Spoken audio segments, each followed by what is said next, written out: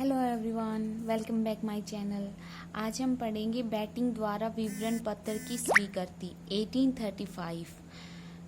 ठीक है, ये कंटेम्प्रेरी इंडिया एंड एजुकेशन वाली बुक से ही है, मैकाले के विवरण पत्र वाले टॉपिक से ही है।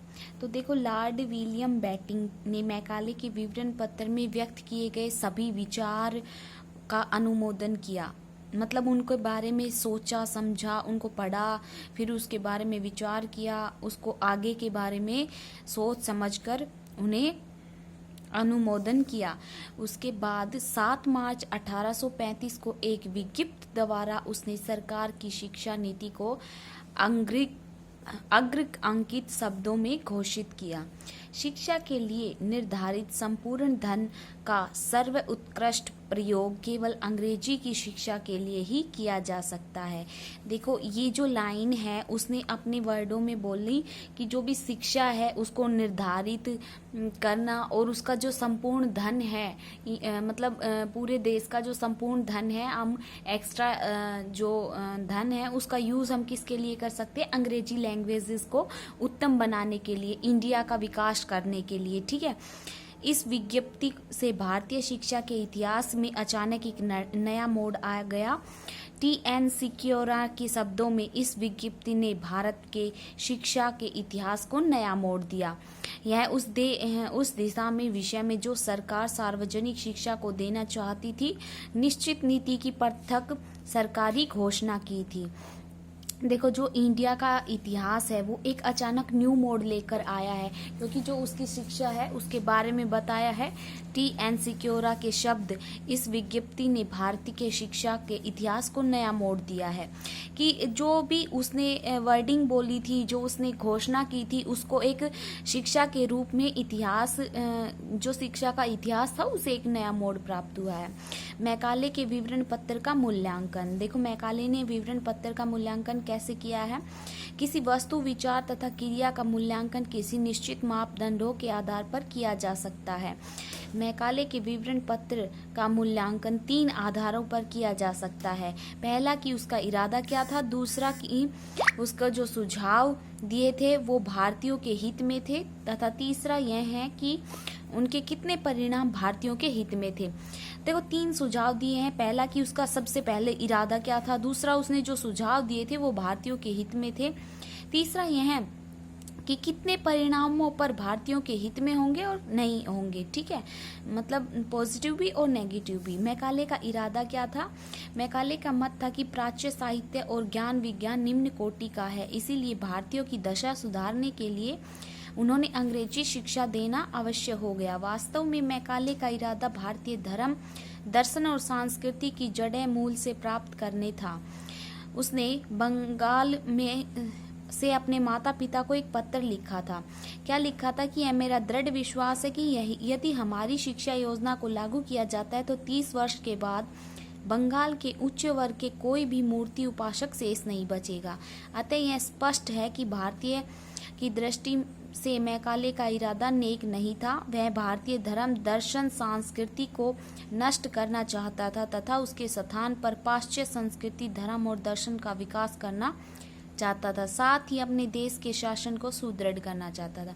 देखो, मैकाले का इरादा उसका क्या था कि जो इंडियन कल्चर है, इंडियन के धर्म है, संस्कृति है, उन सबको जड़ से उखाड़ के फेंकना और अंग्रेजी कल्चर को इंडिया के अंदर लेके आना, अंग्रेजी भाषा लेके आना, अंग्रेजी जो भी धर्म होते हैं, दर्शन होते हैं, उनके मतलब पूरी तरीके से जो इंडिया को नैतिकता के आधार पर और भावनात्मक के आधार पर वो सब इंग्लिश बनाना चाहते थे।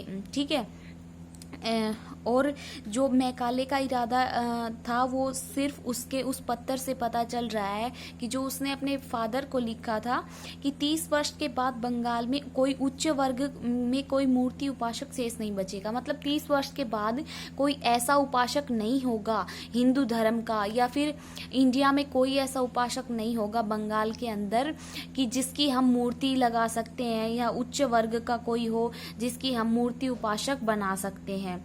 ठीक है, अतः स्पष्ट है कि भारतीयों की दृष्टि से मैकाले का इरादा नेक नहीं था। वह भारत को धर्म, दर्शन, संस्कृति, इन सब को खत्म करके पाश्चात्य संस्कृति यानी कि अपनी संस्कृति का विकास करना चाहता था और अपने देश के शासन को सुदृढ़ करना चाहता था। ठीक है, नेक्स्ट क्या है, मैकाले के विवरण पत्र के गुण। प्राच्य पाश्चात्य विवाद के विषय में तर्कपूर्ण निर्णय। देखो, तर्कपूर्ण निर्णय का मतलब क्या है, प्राच्य और पश्चात में मैकाले ने अच्छी तरह से प्राच्य और पश्चात विवादों को हल किया। हालांकि उसने पाश्चात्यवादियों का समर्थन पक्षपातपूर्ण ढंग से किया था। पक्षपात ढंग से किया था मतलब जो भी लोग उच्च कोटि के हैं उन्हीं का साइड लेते थे, निम्न कोटि के वर्ग के लोगों का साइड नहीं लिया जाता था। प्रगतिशील शिक्षा की वकालत। आरंभ में भारत में जो शिक्षा चल रही थी वह रूढ़िवादी तथा प्राचीन साहित्य प्रधान थी। मैकाले ने उस आधुनिक ज्ञान विज्ञान प्रधान तथा प्रगतिशील बनाने पर बल दिया। उसे ज़्यादा से ज़्यादा एक्टिवेट करना, उसे ज़्यादा से ज़्यादा हम क्या कहें कि उसको हम प्रगति के ऊपर लेके गए। ठीक है, आरंभ में जो भारत में शिक्षा चल रही थी उन्हें हटाकर और अपनी शिक्षा को प्रगति पर लेके जाना, अपनी शिक्षा को कंटिन्यूटी के ऊपर बल दिया गया। ठीक है, नंबर 3 है पश्चात भाषा साहित्य और ज्ञान विज्ञान की वकालत की। ज्ञान अपने आप में प्रकाश है तथा अमृत के समान है, यह कहीं से भी प्राप्त हो सकता है, उसे स्वीकार कर लेना चाहिए। मैकाले के पश्चात ज्ञान विज्ञान की श्रेष्ठता स्पष्ट थी कि उसकी भारतीयों को परिचित कराने पर बल दिया। यह उसके विवरण पत्र की बहुत अच्छी बात थी। देखो, उसने सिर्फ यही बात अच्छी लिखी थी अपने विवरण पत्र में कि ज्ञान कहीं से भी प्राप्त हो, हमें ज्ञान को अर्जित कर लेना चाहिए, हमें ज्ञान को स्वीकार कर लेना चाहिए, ग्रहण करना चाहिए, चाहे वो इंग्लिश लैंग्वेज से हो, इंडिया से हो या फिर कोई अदर कंट्री से हो। ठीक है, शिक्षा के क्षेत्र में धार्मिक तटस्थता की नीति। मैकाले के समय हिंदू पाठशालाओं में हिंदू धर्म, मुस्लिम मकतब तथा मदरसों में इस्लाम धर्म और ईसाई मिशनरियों के स्कूल में ईसाई धर्म की शिक्षा अनिवार्य रूप से दी जाती थी। मैकाले ने सरकार द्वारा अनुदान प्राप्त स्कूलों में किसी भी धर्म की शिक्षा न दिए जाने की सिफारिश की। भारतीय संदर्भ में यह उसकी अति उत्तम सुझाव था।